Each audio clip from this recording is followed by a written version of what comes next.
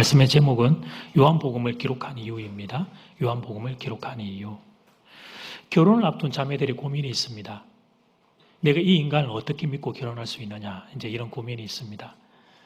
단기 선교를 한창 다닐 때 청년 자매들 중에서 저희 아내에게 이런 질문을 하곤 했다고 합니다. 사모님은 목사님을 어떻게 믿고 결혼하셨어요? 목사님이 어떻게 그 남자인 줄 아셨어요? 이런 질문을 한다고 해요. 자매들은 인생을 맡기기 때문에 내가 이 사람 어떻게 믿고 결혼할 수 있는가 하는 것이죠. 이런 질문에 대해서 이렇게 쭉 이렇게 강연들을 보니까 유명한 김창옥 교수는 그 형제의 영혼의 소리를 들어보아라. 그렇게 대답을 하더라고요. 참 좋은 표현입니다. 영혼의 소리. 그러니까 그건 그 사람의 마음의 중심을, 그 형제의 마음의 중심을 보고 결정하라. 그런 말이겠죠. 그래도 이게 잘 잡히지 않아요. 명확하고 구체적으로 잘 잡히지 않기 때문에 결국은 그 교수님이 하신 이야기는 이런 이야기라고 저는 해석을 하는데, 그건 뭐냐면 그 사람 중심 보라는 겁니다. 그 사람의 사람됨을 보라는 것입니다. 그리고 그 중심과 사람됨을 볼 수 있는 가장 좋은 방법은 그 사람의 반복되는 행동을 보면 됩니다. 립 서비스 말고 그 사람의 반복되는 행동을 보면 그 사람의 중심과 사람됨이 어떠한가 하는 걸 알 수 있습니다. 여기 자매들, 사랑하는 딸들을 향하여 제가 권면합니다. 형제의 얼굴에 속지 않기를 부탁합니다. 늘 부탁하잖아요. 불 끄면 안 보인다고. 그러니까 다음날 아침에 깼을 때 우와, 너무 역변이 심해가지고 놀라는 경우가 아니면 거라 생각하고 중심을 보는 일들, 형제 자매가 서로 간에 거기가 중요해요. 그러니까 반복된 행동을 자꾸 좀 봐요. 긴 시간을 교제하면서 식당에 갔을 때 종업원은 어떻게 대하는지, 공공장소에서는 어떤 행동인지, 또 친하게 지내는 친구들하고 만났을 때 어떤 태도와 말들을 하고 있는가, 그 형제의 반복된 행동, 또 그 자매의 반복된 행동, 그것이 결국 그 사람의 사람됨입니다. 그 다음 단계인데요.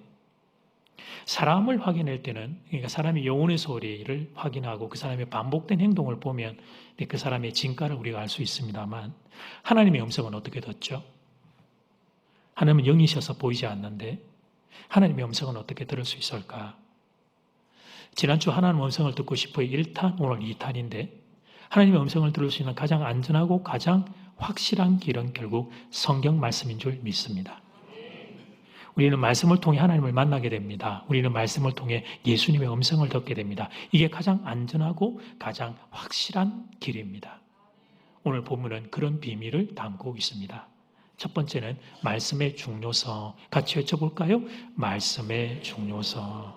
예수님이 부활하셨습니다. 부활하신 예수님이 제자들을 찾아오셨습니다. 그런데 그 첫 자리에 제자 도마가 없었습니다. 그래서 도마는 예수님을 믿지 못하고 의심을 하죠.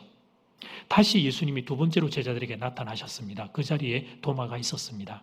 그때 도마는 예수님을 자신의 육신의 눈으로 보고 또 예수님의 음성을 듣고 그러면서 부활하신 예수님을 확인하고 확정하고 의심해서 믿음으로 건너갑니다. 그때 그 순간 예수님이 유명한 말씀 하나를 남기셨습니다. 그게 오늘 본문 우리가 읽었던 이 절의 바로 앞절인, 우리 지난주에 묵상했던 바로 앞절인 요한복음 20장 29절 말씀. 예수께서 이르시되 너는 나를 본고로 믿느냐? 나를 보지 못하고 믿는 자들은 복되도다 하시니라. 아멘. 그렇게 요한복음을 주님이 이 말씀을 하면서 이제 마무리를 잘 하십니다. 물론 요한복음은 21장이 보면 하나 더 있지만 21장은 플러스 알파 보너스 선물입니다. 사도 요한은 공식적으로 요한복음 20장에서 요한복음의 기록을 지금 마무리하려고 하는 그의 마음을 보여줍니다. 오늘 우리가 읽었던 이 구절이 그래서 요한복음의 사실 결론 부분에 해당하죠. 요한 그 자신이 요한복음을 기록한 이유, 그 이유를 이제 이렇게 딱 밝히고 요한복음의 이제 이 마무리를 이제 맺으려고 하는 중이에요.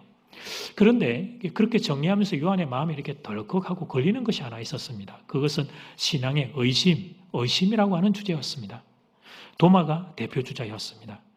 예수님을 내가 내 눈으로 육안으로 보지 못하면 나는 믿지 못하겠다는 것이었습니다.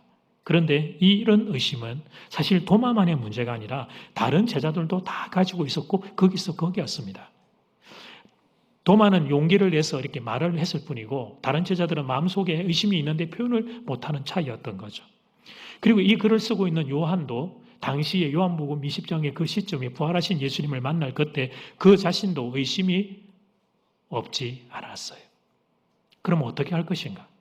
예수님과 동고동락했던 12제자의 수준이 이 정도라면 그러면 예수님을 보지 못할 제자들의 제자, 제자들의 제자, 세월이 지나가면서 주님이 이제 성천하시고 나면 이 부활하신 예수님을 목도하지 못할 일반 성도들의 의심은 더욱 클 수밖에 없을 텐데 그러면 이 문제를 어떻게 해결하면 좋을 것인가? 이것이 요한의 마음에 걸리는 영적인 고민이었습니다.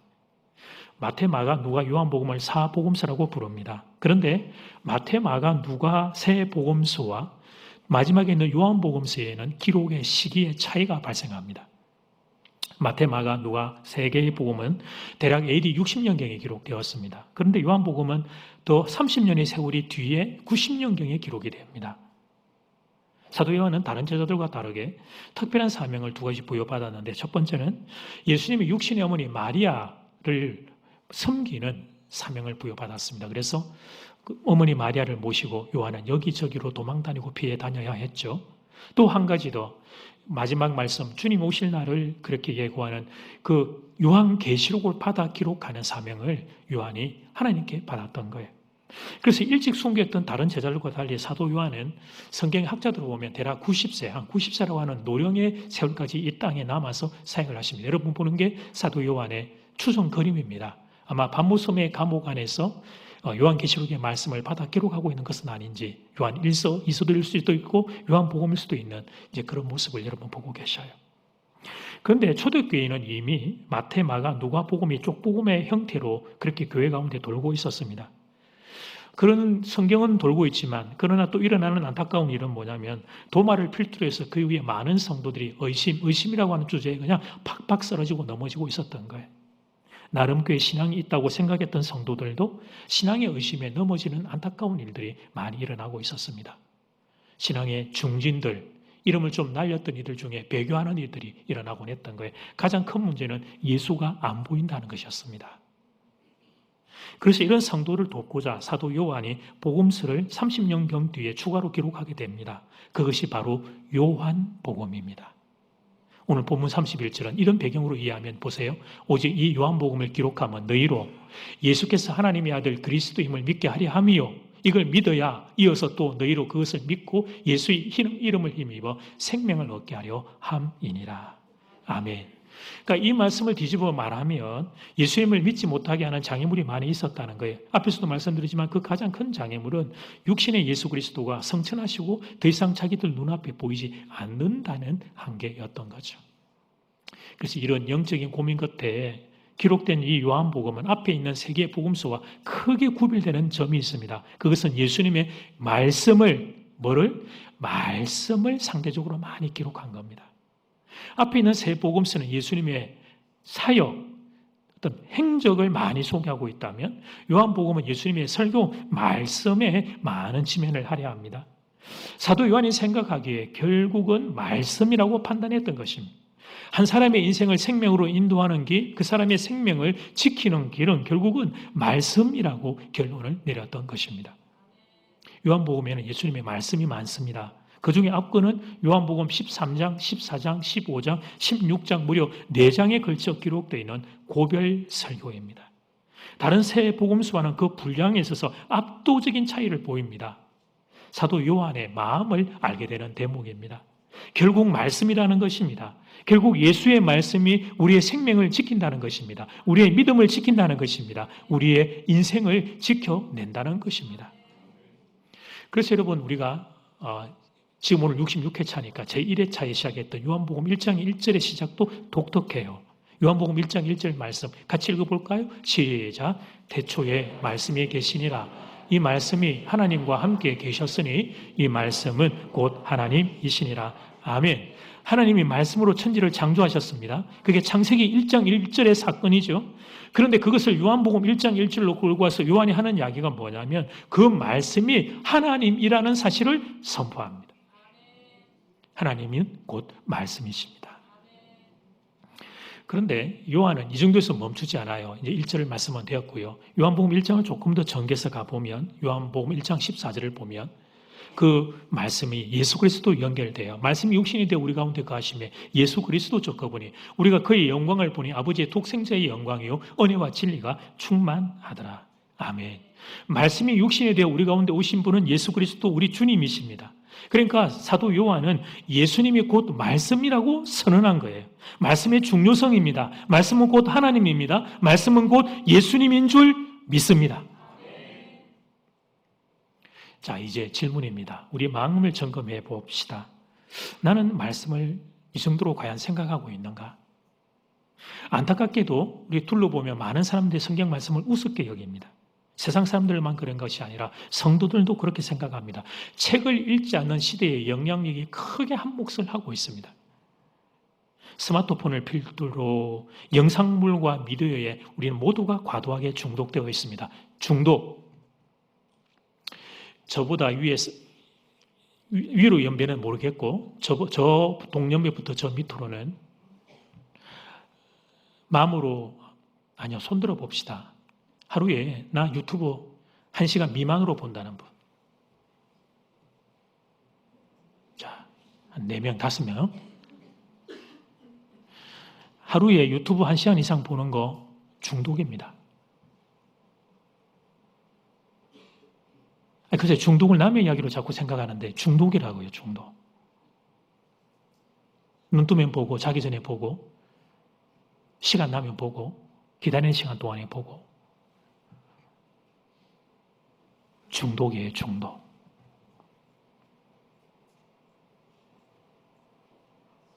일주일을 지나가면서 주일을 지나고 월요일부터 토요일까지 성경을 한 번도 안 읽는 성도가 있습니다. 한 번도 안 읽는 게 뭡니까? 한 번도 이렇게 열어보지를 않습니다. 심지어 주일 예배 시간에도 성경책을 안 들고 옵니다. 새 가족은 오케이. 그러나 10년 이상 예수 믿었다고 하는데 성경책을 안 들고 오는 경우에는 반성해야 합니다. 목사님, 성경책은 크고 무거워서 들고 오기가 그래요. 예, 그렇긴 하죠. 그러나 스마트폰은 아무리 무거워도 들고 다니잖아. 주일날 나올 때 스마트폰을 놓고 나오면 깜짝 놀라서 들어가면서 성경책을 놓고 나오는 거는 아무런 마음의 부담이 안 됩니다. 성경책은 책일 뿐 아니냐고? 그게 예수님 사랑하는 거 무슨 상관이냐고 그렇게 날 속이면 안 돼요. 물리적으로 눈에 보이는 성경책을 대하는 태도는 결국 하나님의 말씀을, 하나님 그분을 대하는 태도와 저는 직결된다고 생각합니다. 가장 큰 책임은 저와 같은 목회자들에게 있습니다. 설교를 하는 목회자 자신이 말씀에 대한 확신이 없습니다. 이 말씀은 성령으로 기록된 하나님의 말씀입니다. 그래서 선포하는 말씀을 통해서 이 시간에 사람들이 살아날 수 있다. 이런 확신이 없습니다. 설교자 자신이 자기가 확신이 없는 설교를 합니다. 설교자 그러니까 또 여러분은 또 바깥에 누구 생각하는데 누구 다른 설교자 말고 안중대 목사 저의 이야기를 여러분에게 제가 고백하고 있는 거예요. 사랑하는 교우들이여, 죄송합니다. 이 귀한 생명의 말씀을 지루하고 뻔하게 만든 저의 잘못을 여러분에게 용서를 구합니다. 그것은 성경 말씀의 잘못이 아닙니다. 말씀을 전하는 종인 제가 부족해서 일어난 한계입니다. 그래서 참 죄송하지만 그래도 말씀을 전하는 자의 입장에서 여러분에게 한 가지 권면을 하려고 합니다. 사랑하는 교우들이여, 성경 말씀을 생명으로 붙잡으시기를 바랍니다. 성경 말씀을 소중히 여기시기를 바랍니다. 말씀이 곧 하나님입니다. 말씀이 곧 예수님입니다. 말씀이 곧 생명입니다. 두 번째는 말씀을 대하는 태도. 같이 외쳐봅시다. 시작. 말씀을 대하는 태도. 하나님의 영이시기에 보이지 않습니다. 그래서 착한 성도들은 애가 타게 됩니다. 어떻게든 좀 하나님을 보고 싶은데 볼 수가 없기 때문이고 하나님의 음성을 듣고 싶은데 잘 안 들리기 때문입니다. 이 문제를 해결하기 위해 우리는 아무리 해도 안 되기 때문에 하나님이 역시 이번에도 길을 내어주십니다. 그게 바로 성경 말씀입니다. 하나님의 뜻을, 하나님의 마음을 우리가 복되게 살 수 있는 그 길을 이 성경 말씀, 인간의 문자로 된 성경 말씀을 통하여 우리에게 계시해 주신 겁니다. 그래서 성경 말씀은 육신을 입고 이 땅에 오신 예수 그리스도의 인카네이션 성육신, 거기에 이어서 성경 말씀 자체도 하나의 성육신의 배려라고 볼 수 있습니다. 영신 하나님이 당신의 존재와 당신의 뜻을 인간의 언어를 빌려서 말씀해 주셨기 때문에 그렇습니다. 그런데 여기서 문제가 발생합니다. 하나님께서 우리를 위해 낮추어 주신 이 작업, 그러니까 예수님이 성육신에서 육신에 입고 왔기 때문에 사람이 알아보지 못했다면 성경 말씀 역시 그렇게 낮추어서 주신 이 작업이 오히려 그 가치를 보지 못하게 만든 것입니다. 너무 흔하면 가치를 모른다 이런 말이 있습니다. 금덩어리가 길가에 돌처럼 흔하게 자리한다면 그 가치가 현저히 떨어질 거예요. 첫날은 막 입이 찢어져가 좋아가지고 막 가방 찢어질 만큼 금덩어리를 주워도 집에 갖다 놓겠지만 그 다음 나오는 게 길바닥에 그냥 깔려있는 게 금덩어리면 집에 있는 거 그 다음부터는 갖다 버리겠죠. 구하기 힘들수록 희소성의 법칙 가치는 올라갑니다. 반면 쉽게 보고 구할 수 있으면 그 가치가 떨어집니다.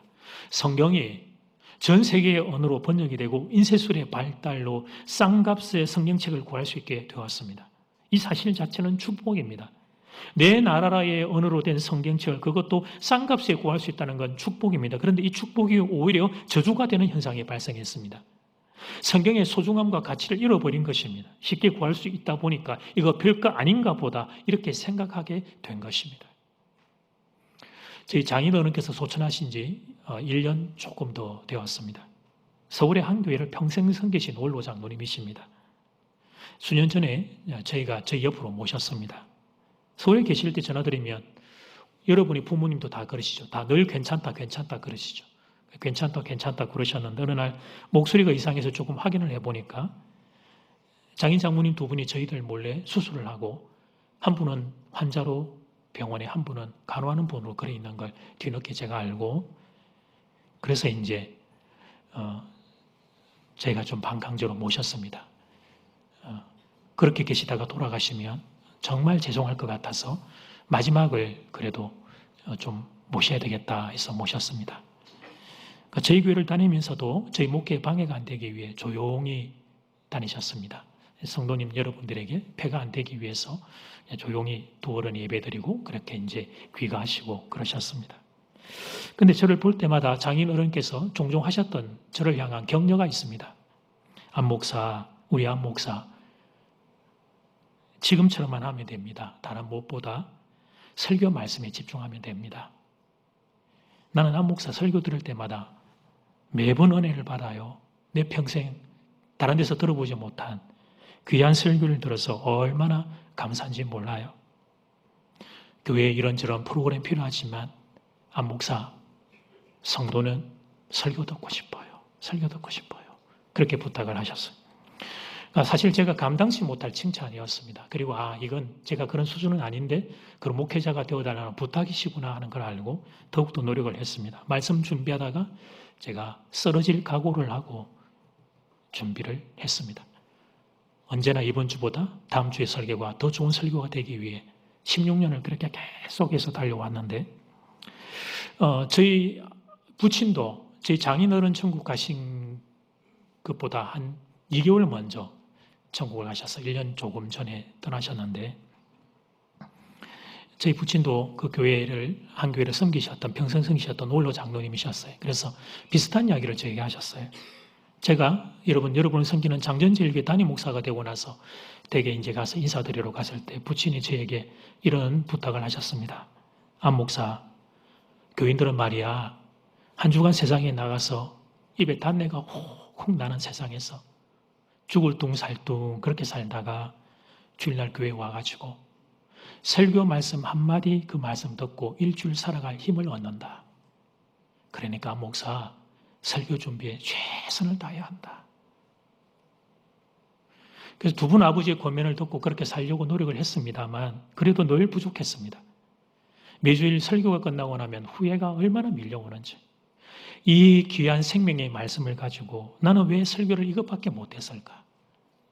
이런 후회가 매주일 저녁마다 있습니다.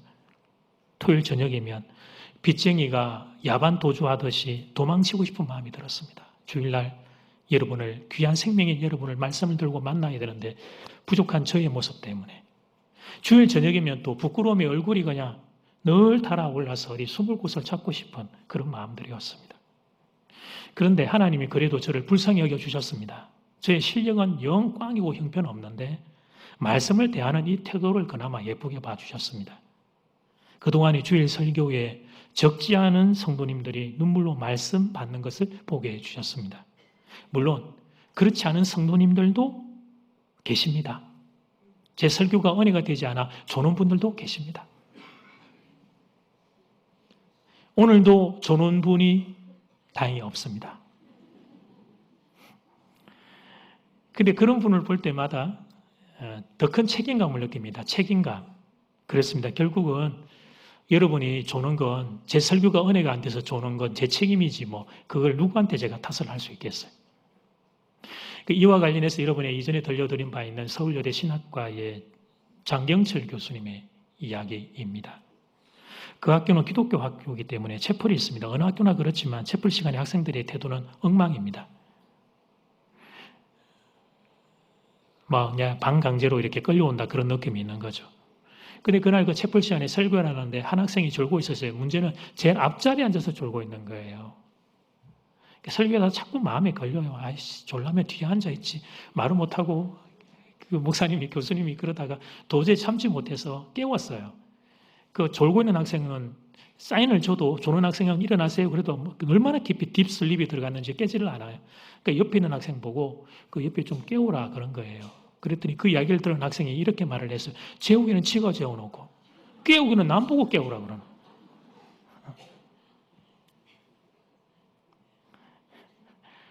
저희 설교 시간에 은혜를 받지 못하는 성도님들이 보여요, 여러분.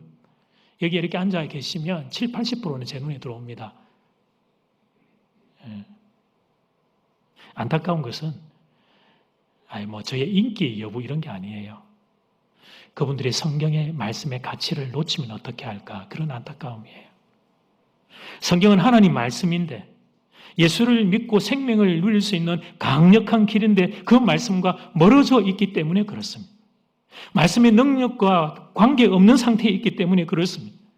말씀의 생명을 마음껏 누리면 좋겠는데 사랑하는 교우들이 그 말씀의 맛을 모른 채 말씀과 멀리 떨어져 있는 모습을 볼 때 안타깝기 때문에 그렇다는 것입니다. 시대와 공간을 놓고 보면 어두운 세상들이 있습니다. 그 어두운 세상을 연구를 해보면 반드시 그 이면에 발견하는 건 뭐냐면 교회가 어두워져 있다는 걸 알게 돼요. 교회가 어두우면 세상이 밝을 방법이 없죠. 교회가 성도가 세상의 빛과 소금이라는 주님의 말씀은 그래서 진리예요. 그리고 교회가 어두워져 있는 경우를 살펴보면 그 원인 중에 강력한 이유 하나는 말씀을 제대로 전하지 않는 강단에 있다는 것을 알게 됩니다. 그러니까 저와 같은 설교자들이 가장 큰 책임이 있죠. 더하여 두 번째, 말씀을 순전한 마음으로 받지 않는 회중에게도 문제가 있습니다. 설교는 단순히 주일 예배에 살아가는 교우들이요 30분짜리의 순서 중에 하나가 아닙니다. 말씀을 전하느니나 말씀을 듣느니나 오늘 이 말씀을 소중히 여기라는 이 주님의 음성 앞에서 회개하고 가슴을 쳐야 하리라 믿습니다. 설교자는 목숨을 걸고 설교 준비를 해야 합니다. 이 한 번의 말씀으로 사람이 죽고 사는 문제가 달렸다고 준비를 해야 합니다. 듣는 이는 사모하는 마음으로 말씀을 들어야 합니다. 여러분 유튜브 앞에서도 말씀드렸지만 유튜브로 귀한 다른 목사님의 설교를 많이 들을 수 있다는 건 복이지만 그러나 제가 저를 관찰해 보면 이건 얼마나 큰 위험이 같이 공존하고 있는가를 발견을 해요. 말씀을 듣다가 제 생각과 다른 부분이 오면 제가 어떤 행동을 하면 스탑, 넘어가 버려요. 그래서 이런 것들이 반복되다 보니까 말씀을 내가 아래에서 하나님의 말씀을 사모함으로 받는 습관들은 사라져가고 선택하고 취사하고 선택하고 취사하고 판단하는 아주 이 못된 습관이 내게 자리하고 있는 걸 발견하는 거예요. 아주 악한 시대에 말씀을 잃어버리기 너무 좋은 시대의 한 중간을 우리가 다 통과하는 중입니다. 사랑하는 교우들이여 말씀을 소중히 여기시기를 축복해요. 우리 모든 인생에게서 말씀보다 중요한 것은 없어요. 여러분 우리가 설교 시간에 예배에 와서 설교 시간에 하나님의 말씀이 내게 들려야지. 내가 너 사랑한다. 내가 너 합력할 선을 이루어 줄 것이다. 얘야 아직은 앞이 잘 안 보이지만 나를 믿고 믿음으로 살면 내가 합력하여 선을 이루어 줄 것이다. 세상 끝날까지 내가 너희와 항상 함께 할 것이다. 주님의 이 말씀이 들려야 내 영혼이 살아날 수 있을 텐데 그래야 우리가 나가 마주 서는 세상이 아무리 험하고 아무리 악하고 아무리 나를 비교평가 절하를 시키고 무너뜨리더라도 하나님의 말씀을 힘으로 하여 세상을 마주쳐 나갈 수 있을 텐데 말씀이 내 영혼에 들지를 않습니다. 말씀이 내 안에서 살아 움직이지를 않습니다. 그러니 세상을 마주쳐 나갈 성도의 힘과 용기가 우리에게서 작동하지를 않는 것입니다.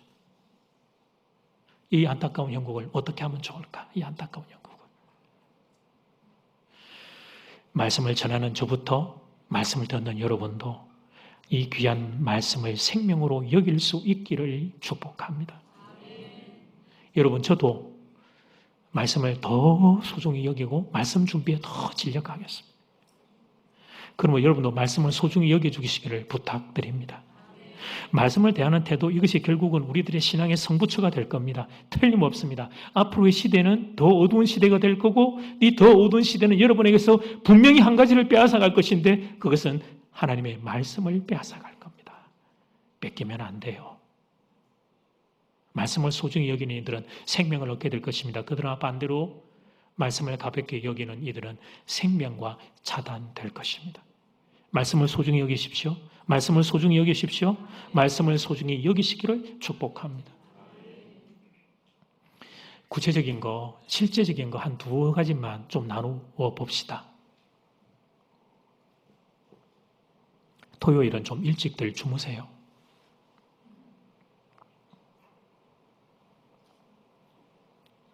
저는 어릴 때 모친에게 그렇게 배웠습니다.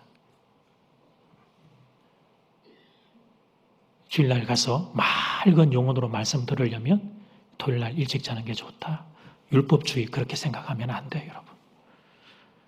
토요일 새벽 3시, 4시까지 눈이 시뻘겋게 영상과 유튜브를 보고 여러분, 그런 마음으로 주일에 교회에 오는 교우와 주일의 예배 가운데 하나님의 말씀을 내가 한 자라도 더 선명하게 듣기 위해 토요일 저녁을 희생하고 양보하고 포기하는 성도와 누구에게 하나님의 말씀이 들릴까요? 주일 아침에는 부부간의 다툼을 좀 하지 마요. 그 다투고 찌그덕비그덕거리고 와가지고 앉아서 말씀 들릴 턱이 없습니다. 우리가 얼마나 우리의 인격이고 우리 말씀이신 성령도 인격이신지 몰라요. 그러니까 그런 게 좀 보이면 이렇게 말해요. 여보, 우리 예배 드리고 와서 싸우자. 그렇게 말해요. 아이들도, 부모하고 아이들도 좀 그래요. 주일날 아침에는 좀 기준치들을 좀 낮춰요. 막 대충 하고 교회 와서 예배 드리는데 좀 중심을 둬요. 중심을 좀 둬요. 제가 저희 아내한테 고마운 게 그거예요. 토요일날 오후부터 시작해서 주일 오전까지 우리 아내는 완전히 저를 왕처럼 모십니다. 하긴 뭐 그럴만 하긴 해요, 제가. 이런 교만 덩어리. 말씀 전하는 제가 여러분을 100% 섬길 수 있도록 그렇게 저도 이런 말씀 전하는 일에 집중하기 위해 제 마음과 몸을 최대한 성령 안에 붙잡아 두기 위해 노력을 한단 말이에요. 그리고 여러분, 우리가 이제 요한복음 21장 한 장 남았는데 제가 21장을 몇 번 나눠서 할지는 모르지만 고난주간과 부활절을 지나가는 이 3월의 마지막 2, 3주 동안 여러분에게 권면합니다. 요한복음을 좀 읽어봅시다. 요한복음을. 한 번도 좋고 두 번도 좋고 세 번도 좋고 고난주간과 부활절을 보내고 사도 요한의 마음을 우리가 알았잖아요. 왜 요한복음을 기록했는지. 말씀을 내게 열어달라는 마음으로 교우들이 함께 그렇게 요한복음을 통해 좀 주님을 만나면 좋겠다. 이제 결론입니다. 한국의 역사 이야기 한 토막을 좀 돌려드리고 말씀을 정리할 거예요. 성경 말씀이 읽어보고 싶었어요. 조선 말엽에 우리 이 신앙의 선배들이. 근데 그 시절은 제가 어릴 때도 언문을 배우지 못한 교회 권사님들이 계셨지만 이 시절에는 강한해서 국문과 언문을 배우지 못한 분들이 많았어요.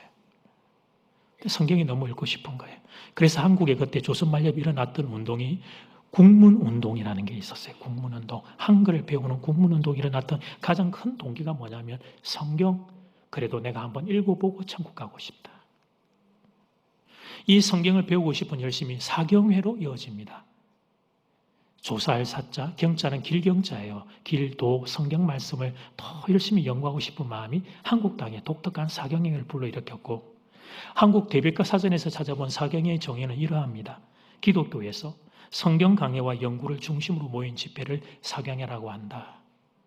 평양에 사경회에 참석하기 위해 압록강변에 저 멀리 300리 길을 150km, 160km를 직접 걸어서 오신 분들이 있었습니다. 여러분 보고 있는 사진은 1934년 평양의 여자 사경회입니다. 2,000명 이상이 참가했습니다. 어떤 자매는 거기에 가서 먹거리가 없으니까 머리에 쌀자루를 이고 소철덩에 메고 그래서 왔습니다. 어떤 이들은 거기에다가 아이들까지 덜추업고 왔습니다. 많이 공부한 특별한 여성들이 아니라 우리의 어머니, 우리의 누이들이 말이에요. 하나님의 말씀을 조금 더 배우고 싶어서. 그리고 그때 강사들은 책상 놓고 앉아서 그냥 성경 말씀 읽고 강의하고 성경 말씀 읽고 강의하고 오전 강의, 점심 먹고 오후 강의, 점심 먹고 저녁 강의 그렇게 사경회를 했던 시절이 있습니다. 이 땅에. 그리고 그분들의 손에는 손때가 묻고 달아빠진 성경책이 들려 있었습니다. 성경책 오래된 사진 하나 여러분에게 보여드립니다. 사진은 되었고요. 그래서 서양의 선교사들은 한국의 신자들을 본국에 보고할 때, 선교 보고할 때 한국의 신자들을 이렇게 불렀어요. 자막을 보면 성경을 사랑하는 사람들, 바이블로 벌써 그렇게 불렀습니다. 이 모습이 그 혹독한 신사 참배와 공산주의의 핍박을 이겨내었던 비밀이 되었습니다. 세계가 주목하고 부러워했던 한국교회의 성장도 한국교회의 성장으로 세계 어디에서도 볼 수 없는 급속한 경제 부국의 성장도 결국은 성경 말씀을 사랑하고 붙잡았던 이 땅 성도들의 신앙 때문이었습니다. 그럼요. 그래서 하나님의 말씀이 생명과 축복인 것이죠. 이 말씀, 생명과 축복의 말씀을 사랑했던 민족에게 주신 하나님의 특별한 은혜와 복을 우리가 그동안 누리고 살아왔던 겁니다. 그런데 언제부턴가 배부르고 등 따신 시절을 즐기면서 우리가 성경 말씀을 강단 밖으로 던져버렸습니다. 그리고 우리들 마음의 중심에서도 성경을 다 내다버렸습니다. 생명을 잃어버린 오늘날의 교회의 현실, 힘을 잃어버린 오늘날 교회 성도들의 현실은 그렇게 해서 온 겁니다. 인생의 어려움 때문에 우리가 약한 것이 아닙니다. 인생에 문제가 있기 때문에 우리가 약한 것이 아닙니다. 우리 안에 힘이 없기에, 말씀에 힘이 없기에, 생명의 능력을 상실했기에 세상을 살아갈 힘이 없는 것이죠. 그러므로 우리가 시급히 회복해야 될 것은, 시대가 더 어두워져가는 이 시절에 회복해야 될 것은 다른 게 아닙니다. 성경 말씀인 줄 믿습니다. 사도 요한은 요한복음과 요한 1, 3서를 쓰셨고요. 마지막으로 요한계시록을 기록하는데 그때 그리스도께서 밤무섬에 있던 요한을 찾아오셔서 말씀을 주셨습니다. 그리고 요한은 그 말씀을 받아 우리에게, 그 요한은 주님의 마음을 이렇게 요한계시록 1장 3절에서 전하는데 일부러 이 구절은 자막을 준비를 안 했어요. 말씀을 읽는 자와 듣는 자와 그 가운데 기록된 것을 지키는 자는 복이 있으리라. 저는 여러분을 이 생명의 자리로 초청합니다. 말씀을 소중히 붙잡고 사는 복된 자리로 여러분을 초청합니다. 여러분의 마음에 말씀의 소중함이 회복되기를 주의 이름으로 축복합니다.